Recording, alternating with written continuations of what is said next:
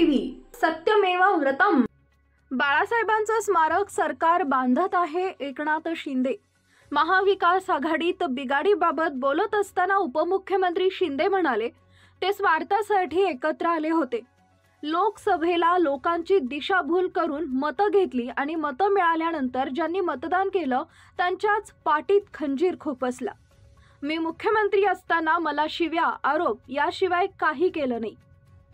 तर आदित्य ठाकरे फडणवीस यांच्या भेटी संदर्भात म्हणाले, त्यांच्याकडे सत्ता होती, मुख्यमंत्री पद होतं, तरीही हे वरळीकर का वंचित राहिले हा प्रश्न वरळीकर त्यांना विचारतील।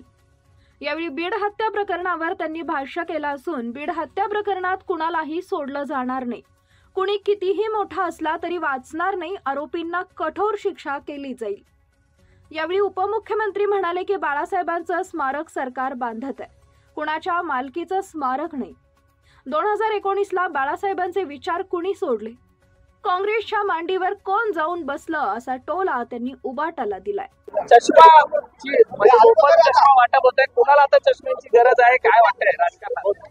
अरे बाबा, फक्त राजकारणाच्या डोळ्यांनी बघू नका, सामाजिक दृष्टिकोनातून बघा। इथं हे चष्मा शिबिर आहे, त्याच्यामध्ये मोफत तपासणी केली जाते, मोतीबिंदू तपासणी करून ऑपरेशन केलं जातं कॅटरॅक्ट करून, आणि मोफत चष्मे देखील चांगल्या क्वालिटीचे इथं दिले जातात। आता त्यामुळे हजारो आपल्या ज्यांना चष्म्याची गरज आहे त्यांना सगळ्यांना परवडत नाही चष्मे घेणं, मग त्यांना मोफत देण्याचं काम खासदार मिलिंद देवरा करतायत। आज त्यांचे वडील मुरली देवराजी यांची जयंती आणि त्या जयंतीचं औचित्य साधून आज हा प्रोग्राम त्यांनी केला। 92 हे चष्मा शिबिर आहे। खरं म्हणजे शिवसेना बाळासाहेबांचे विचार 80% समाजकारण 20% राजकारण हे आम्ही मूलमंत्र जपण्याचं काम करतो आणि तेच काम मिलिंद देवरा करताय। याचा मला आनंद आहे, मी त्यांचं अभिनंदन करतो। मी इथल्या आपल्या शिवसेनेच्या सर्व पदाधिकाऱ्यांचं नगरसेवकांचं अभिनंदन करतो। अतिशय चांगला कॅम्प या ठिकाणी ऑर्गनाईज केलेला आहे आणि हजारो लोक त्याचं बेनिफिट घेत आहेत। त्यामुळे मला समाधान आहे की शिवसेनेच्या माध्यमातून आरोग्य शिबिर असेल, चष्मा शिबिर असेल, मुलांची हार्ट सर्जरी असेल, असे अनेक शिवसेना वैद्यकीय कक्ष जो आहे बाळासाहेबांच्या नावाचा डॉक्टर श्रीकांत शिंदे फाउंडेशन अशा माध्यमातून राज्यभरात हजारो कॅम्प आपण लावले, लाखो लोकांना त्याचा दिलासा दिला, शेकडो ॲम्ब्युलन्सचे वाटप केलं। त्यामुळे शिवसेना ही फक्त निवडणुका डोळ्यासमोर ठेवून काम करत नाही, तर बरोबर आहे आणि त्यांनी अनेक मोठी मदत मिळवली आहे। त्यामुळे ते बोलताना विचार करून बोलतात आणि म्हणून हे जे बीड प्रकरण आहे त्यामध्ये मुख्यमंत्री महोदय SIT CID चौकशी लावलेली आहे, आरोपीवर मोका लावलेला आहे, आरोपींना अटक झालेली आहे। त्यामध्ये मी सांगतो की संतोष देशमुख प्रकरण अतिशय निर्भीड प्रकरण, त्याचा खूप अतिशय दुर्दैवीपणे केलेला आहे, अतिशय निर्गुणपणे केलेला, आणि अशा लोकांना चुकीला माफी नाही, त्यांना कुणालाही क्षमा केली जाणार नाही, कुणालाही पाठीशी घातलं जाणार नाही। या 2 प्रकरणामध्ये जे लोक संबंधित आहे त्या एकालाही सोडलं जाणार नाही। यांना फासावर लटकवेपर्यंत सरकार कोर्टामध्ये बाजू लावून धरेल, फास्ट ट्रॅकवर ही केस चालेल आणि यामध्ये विशेष वकील नेमलेले आहेत।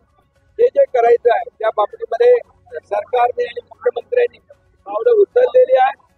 या बाबतीमध्ये सरकार पूर्णपणे गंभीर आहे आणि संतोष देशमुख याला न्याय मिळेपर्यंत आणि आरोप हातावर लटकेपर्यंत सरकार पूर्णपणे त्यांच्या पाठीशी राहील, त्यांच्या कुटुंबियांच्या मागे सरकार आरोपींवर मोका अंतर्गत कारवाई करावी अशी मागणी राज्य, परंतु बिलकुल मोका असेल, जे काही संघटित गुन्हेगारी असेल या बाबतीमध्ये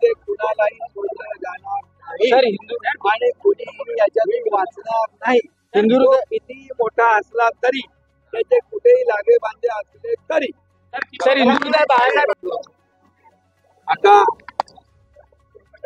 कोणाला राजकीय चष्म्याची गरज आहे ते तुम्हाला जास्त माहित आहे, कारण त्यांना सगळ्यांना गावी झाल्यानंतर पिवळं दिसतं.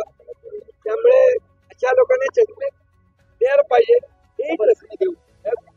महाविकास आघाडी मध्ये बिघाडी होण्याची चिन्ह दिसायला मिळतात. संजय राऊतांनी नारा दिलाय की आम्ही आता एकटे लढू. दुसरीकडे काँग्रेस म्हणते की आम्हाला विश्वासात घेऊन हे सगळं म्हटलं पाहिजे. कुठेतरी बिघाडी दिसून येते. मी एकच सांगतो, त्याच्यामध्ये फक्त ते स्वार्थासाठी एकत्र आले होते. लोकसभेच्या निवडणुकांमध्ये एक नरेटिव्ह पसरवून लोकांची दिशाभूल करून मतं घेतली आणि मतं मिळाल्यानंतर ज्यांनी मतदान केलंय त्यांच्याच पाठीत खंजीर खुपसलं. मग त्या लोकांनी विधानसभेमध्ये त्यांची त्यांना जागा दाखवली. 2.5 वर्षामध्ये महायुती सरकारला मी मुख्यमंत्री असताना मला फक्त रोज शिव्या, आरोप याशिवाय दुसरं काय दिलं नाही. देवेंद्रजी उपमुख्यमंत्री होते, त्यांच्यावर आरोप एवढ्या खालच्या थरावरती केले की जेलमध्ये टाकण्याचं कारस्थान केलं. तू तर राहील नाही तर मी तर राहील म्हटलं, आणि काय काय म्हटलं अजून ते मी बोलू शकत नाही असे शब्द वापरले. आता आपण पाहतोय काय बदल झालेला आहे, काय जादू झालेली आहे. आणि मी म्हणेन सरडे रंग बदलतात, पण एवढ्या फास्ट वेगाने रंग बदलणारे वरळी मी पाहिले नाही. वरळी पुनर्विकास प्रकल्पावर आदित्य ठाकरे मुख्यमंत्री पद होतं, सगळं होतं, खासदार होते, आमदार होते, आणि मग हे वरळीकर का वंचित राहिले हा प्रश्न वरळीकर जनता त्यांना विचारल्याशिवाय राहणार नाही. आणि आता गृहनिर्माण विभागाच्या माध्यमातून संपूर्ण मुंबईमध्ये आता गृहनिर्माण विभागाच्या माध्यमातून संपूर्ण मुंबईत परवडणारी घरं, परवडणारी रेंटल घरं, त्यामध्ये वर्किंग वुमनसाठी घरं, मुलं जी शिकायला येतात त्यांच्यासाठी हॉस्टेल, आणि सिनियर सिटीजनसाठी देखील घरं, आणि गिरणी कामगारांसाठी घरं, पोलिसांसाठी घरं, हा आमचा अजेंडा आहे. आणि त्यामध्ये परवडणारी घरं देण्याचं काम आम्ही करू. आणि यामध्ये आमूलाग्र बदल कायद्यामध्ये करावा लागेल. निश्चितपणे आमचा अजेंडा आहे सर्वसामान्य माणसाला घर.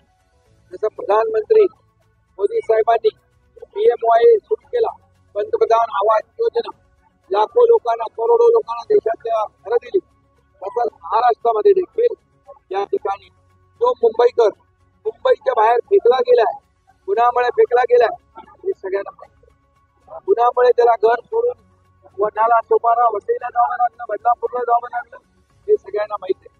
पण मी त्याच्यात जाऊ इच्छितो.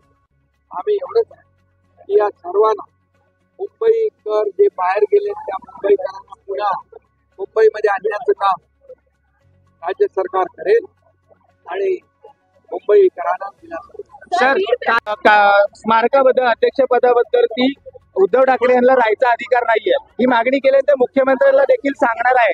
काय सांगाल?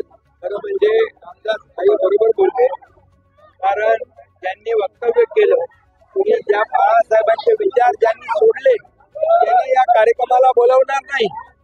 अरे कार्यक्रम कुणाचा आहे? स्मारक बाळासाहेबांचं कोण बांधतंय? आम्ही सरकार बांधतोय. कुणाच्या मालकीचं ते स्मारक नाही, ही लोकांची प्रॉपर्टी आहे. बाळासाहेब हे लोकांच्यात ते नेतृत्व आहेत, लोकाभिमुख नेते आहेत होते, आणि म्हणून ज्यांनी बाळासाहेबांचे विचार सोडले ते तर लागू कोणाला होतं? 2019ला बाळासाहेबांचे विचार कोणी सोडले? कोण काँग्रेसच्या मांडीवर जाऊन बसलं? कोण स्वतःच्या स्वार्थासाठी मुख्यमंत्री पदासाठी आपल्या बाळासाहेबांचे विचार कोणी सोडले? त्यामुळे त्यांना हे बोलण्याचा नैतिक अधिकार नाही. सर, दुसरे